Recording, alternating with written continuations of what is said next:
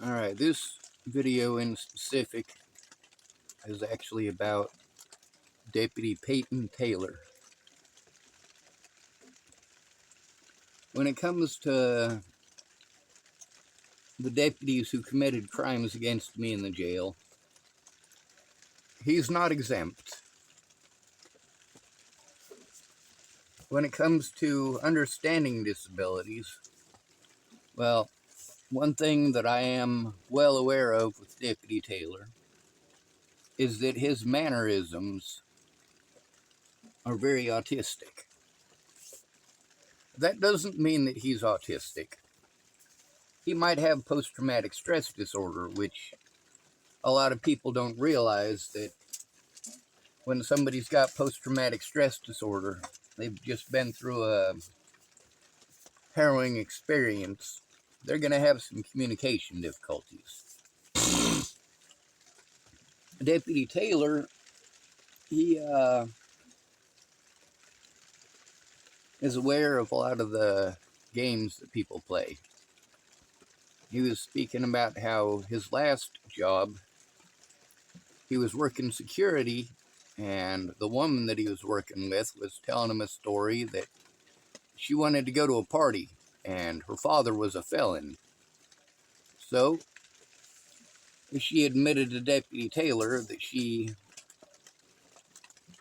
well, was going to make false accusations against her dad if he didn't let her go to the party.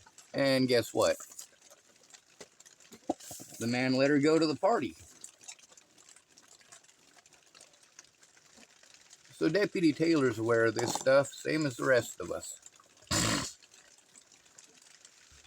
Sorry, I'm sick as a dog today. I'm trying to recover from the Hades I've been through, but I am physically in a lot of pain. Emotionally, I'm in a lot of pain.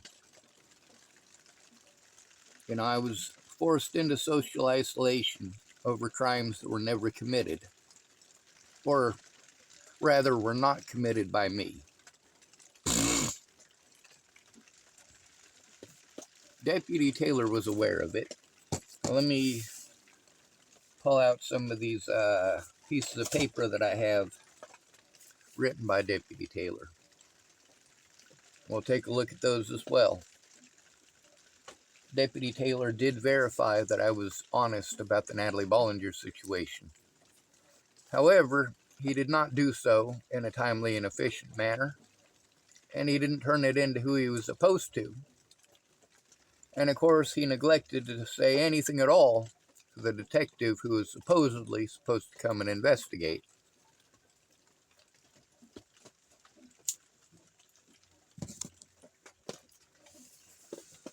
Deputy Taylor, like all of the other deputies, instead of turning it in properly, they wanted to tell me that the crimes that they witnessed that were committed by other deputies, including their supervisors, that they had to turn it in to their supervisor because that's the protocol.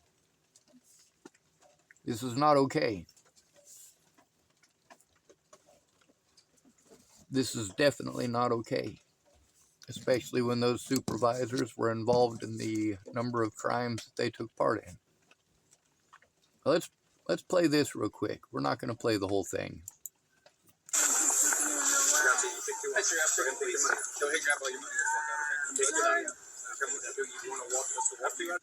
Now you can hear the man has vocal issues. One of the issues that we have to deal with, sometimes you have somebody who speaks slow like that on purpose, just because they want to razz you, such as James Murphy. Yes, I have video of him doing exactly that thing. In Tillamook National Forest, no doubt. He pulled up next to me, and I pulled out my camera to record it, and he started going, like, yeah, that's not okay. But you can see here also that that's a situation where it's used to manipulate somebody or to antagonize somebody. When it comes to disabilities, there's a guy who used to be a police officer who speaks later on in this video. We'll get to hear him speaking. But much of the issue that I have is that if you have a disability and you declare your disability to a police officer while in distress, they need to take your disability seriously instead of blowing you off and pretending that because you're disabled, it's not their job to do anything about crimes committed against you. There's also the assumption that because somebody has a speech problem, that they need your help, that they must be mentally retarded.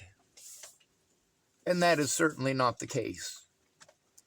Many of the people that I know who have speech problems have PTSD, if they've got stuttering issues, or they have neurological issues. And many of those neurological issues, well, they're not the same as having Down syndrome. It's not the same as being kicked in the head by a horse.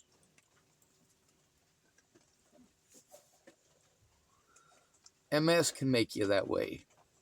That's multiple sclerosis. That doesn't mean that you're stupid. It doesn't mean that you're slow. It means that you have difficulties speaking. Here's a couple of comedians that way.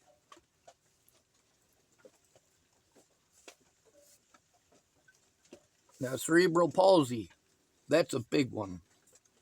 See, people with autism, people with cerebral palsy, and people with Down syndrome are all stuffed into the same category, the retard category, and it's not okay. Now, when it comes to Title 42 United States Code, I got to read part of that in jail, and I got to read the word retarded at least 17 times. And as a result, there is for certainly a legal definition of the term.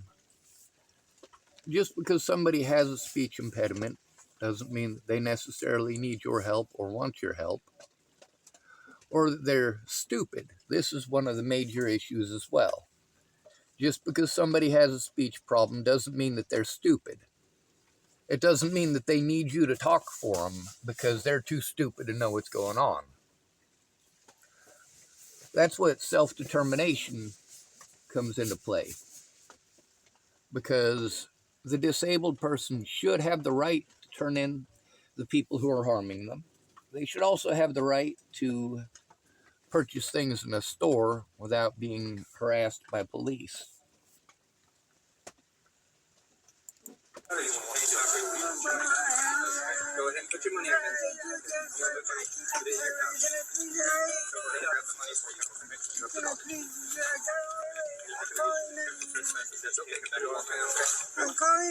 He's trying to call help. What do I try to do when police officers do this to me? Which, by the way, you don't care when they do it to me because I don't talk like this. Now, if I was to talk like this everywhere I go, not only would people pay attention to me, but then also the fact that I would be faking it. So, obviously, faking it and talking like that is not beneficial, especially for somebody in my situation. What this does, this guy definitely needs protected from the police, as all disabled people in America do. Now, you might say, what about the rich disabled people? Well, this economy, there's no guarantees. Those rich disabled people could very well end up out on the streets with the rest of us.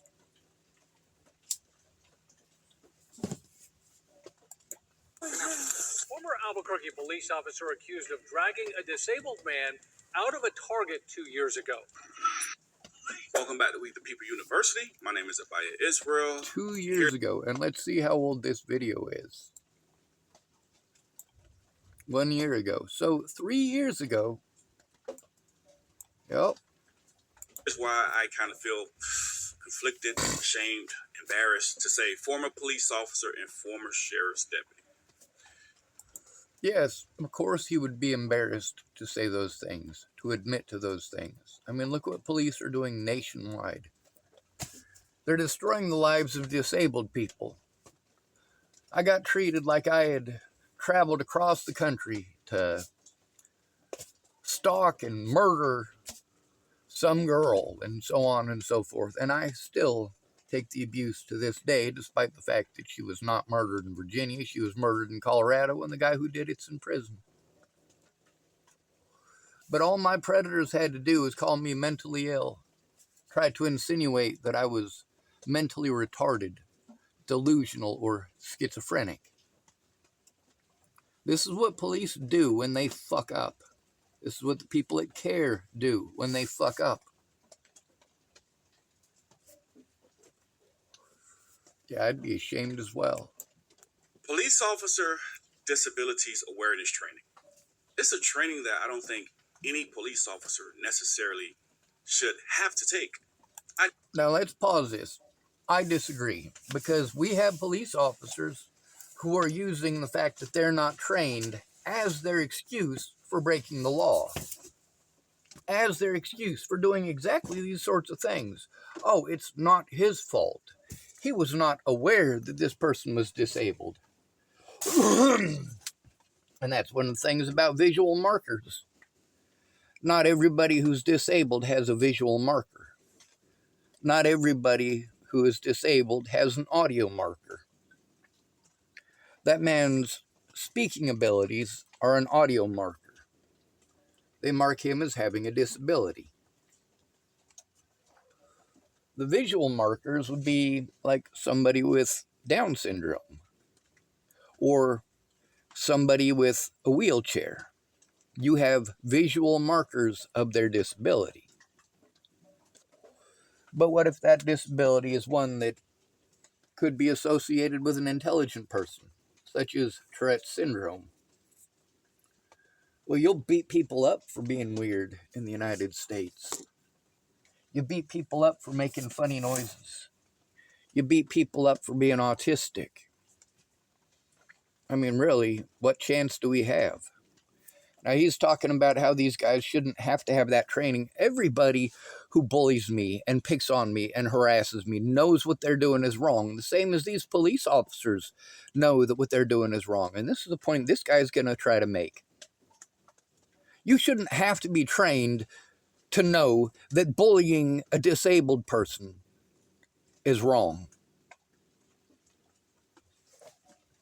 Then again, a disabled person is the least likely person to be heard in court.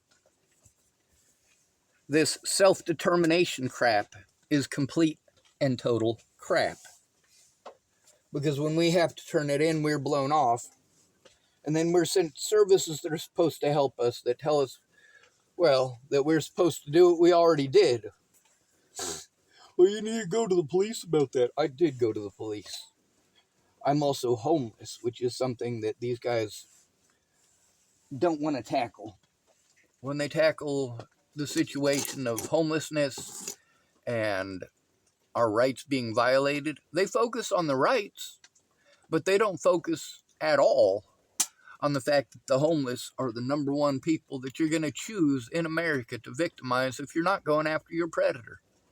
If you are raped by a police officer, you are more likely to take it out on a homeless person than that police officer. Well, in the moment, you might take it out on the cop and he'll arrest you. You might even serve a lot of years in prison. What this guy's saying about them not needing how he doesn't think that they should have to have the training, I think that they should.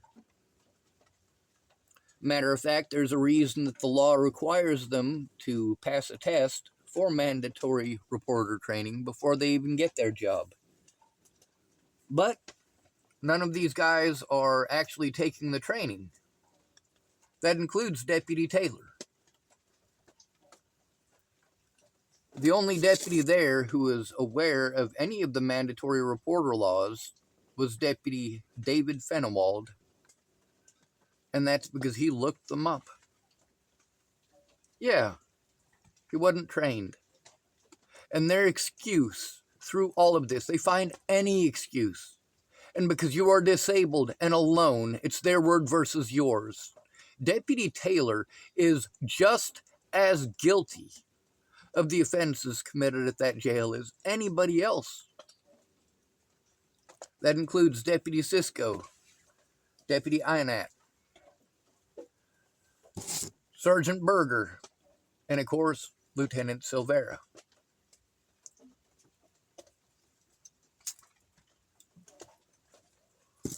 They didn't use quote-unquote mental health to help us out at all. When they bullied disabled people in the jail, that includes Deputy Taylor, they used mental health. That would be TFCC, who I've been trying to turn in since 2022. They use mental health to try to discredit the victim. That way they don't have to investigate. They don't have to save any of the evidence, and your predators have access to you again and again and again. Let me tell you about Deputy Enoch. He liked to pick on a guy named, hold on a second, I want to make sure I get his name right, Paul William Duncan III. These officers know what they're doing. What this guy right here is trying to explain is that they shouldn't need that training to understand what they're doing is wrong. You are expected to know right from wrong. I am expected to know right from wrong. These police officers, if they can't tell right from wrong, they need to either be removed from that position or they need to be publicly executed to make an example. Because that's exactly what they're doing to us. I took it myself, but I don't think that we should have to take that training. We should not have to be taught how to deal with persons with disabilities. Now, there's a lot of things that go into that training, but that's a good portion of it. Understanding a person with disabilities and how to deal with that person. There's nothing that's not already in me that I don't already know when it comes to dealing with a person with disabilities and me just treating that person like a human being. You treat everyone like a human being, right? Especially when you approach someone. Exactly. But what about if you're a disabled victim? No, you're not treated like a human being. You're either treated like you're a monster or a liar or a schizophrenic and delusional fucking idiot. And you can clearly see or hear that there's a disability. All right, it may require for you to have a little more patience. You may have to assist. There's different things that go into it. But they're not going to assist. They're going to harm you. You have to worry that they will physically assault you and then have somebody inject you with drugs like what they did to Tibor Hatay. And that killed Tibor. They also did it to Elijah McClain. Both of these were in the state of Colorado, by the way. Elijah McClain was killed. This is not okay. With that being said, it's not what we're about to watch. We're about to watch a man with who clearly has some disability or some issue. He's going to be dragged from the store, all because he was thought to be stealing a bike that he was paying for. In this particular incident, I want you guys to keep your eyes on the target employees. It's very important.